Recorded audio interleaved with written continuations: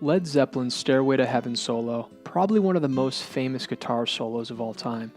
Jimmy Page was an amazing guitar player. I mean, the dude picked up the guitar at age 12 and from then on made history. What a lot of people don't really think about is the fact that aside from playing with Led Zeppelin, he was also a session guitar player who played on a ton of other famous tracks. You probably wouldn't believe it if I told you, but Jimmy Page played the guitar on these following tracks.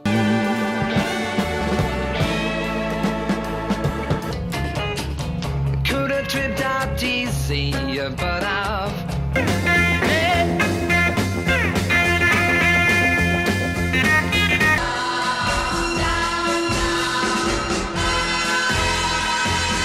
Anyways, let's dissect the Stairway to Heaven guitar solo and peer into the mind of Jimmy Page, and also study what makes this solo one of the greatest guitar solos of all time.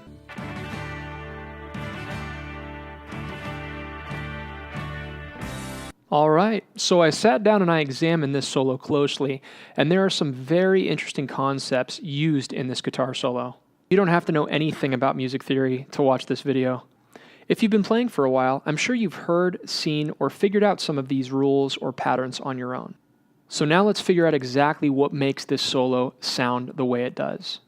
The very first thing we need to do is understand the chord progression that the guitar solo is played over. Don't underestimate this. This is huge. The entire solo is played over a progression of A minor, G, and F. And this solo is in the key of A minor, which makes sense because this solo has a dark, minor sounding sound. If we look at the circle of fifths, we can see exactly what we are dealing with here.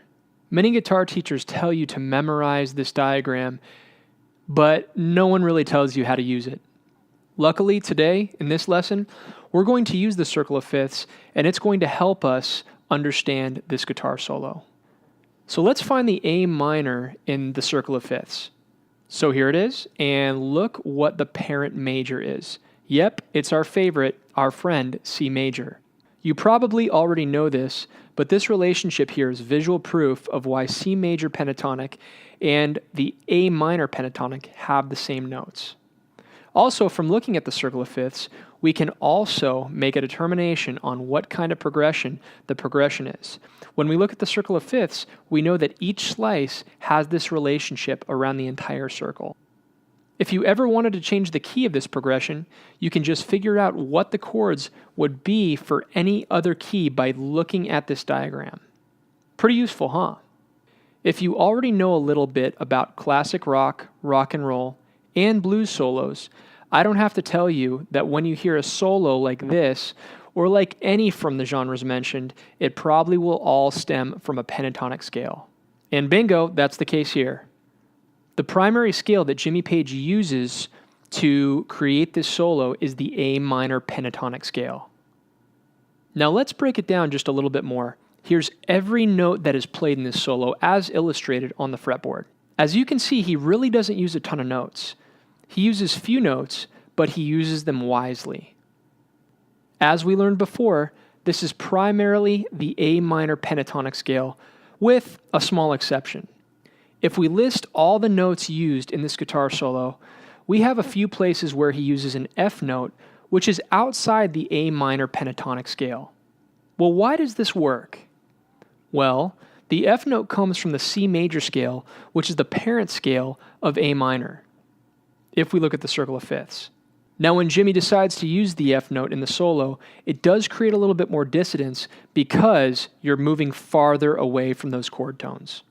Now, if you wanted to create a guitar solo similar to Jimmy Page's solo for Stairway to Heaven, and you want to think the same way Jimmy did when it comes to solo creation, you wouldn't think in terms of soloing in the C major scale. You would think primarily in terms of using the A minor pentatonic, and then you can borrow notes as you please from the parent C major scale. You could then think about using modes or modal theory, or you can even play notes that aren't even close to any scale within the key, as long as you don't rest on them for too long. Jimmy Page loved doing this. That's the beauty of guitar playing. John Mayer stole licks from Clapton. Clapton stole from B.B. King, and so on. Everyone has influences. Also, what makes this solo great and what makes any guitar solo great is the call and answer of the solo. It'll almost feel like one riff is a question and then the next riff is an answer. Here's an example.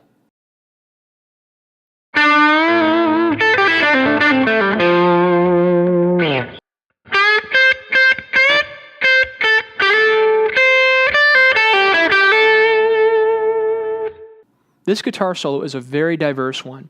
It takes pauses and it plays over the chord changes.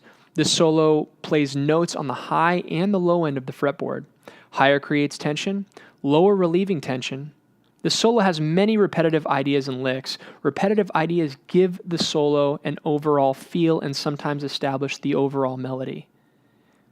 And this solo primarily revolves around the notes in the A minor chord, A, C, and E. In conclusion, this solo is not a complex one. Jimmy Page uses minimal notes and elaborates on them with the use of hammer-ons, pull-offs, bends, slides, and vibrato.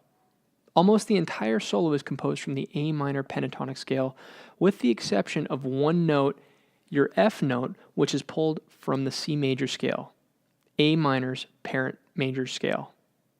It's important to see the patterns and know what's going on in the solos you play. It's also important to understand the concepts that your favorite solos follow so you can recreate them, make better ones, and grow as a musician. I challenge you to incorporate these ideas into your playing. Take a lick or two and manipulate it. And also come up with your own solo that you feel would be a good fit for this song.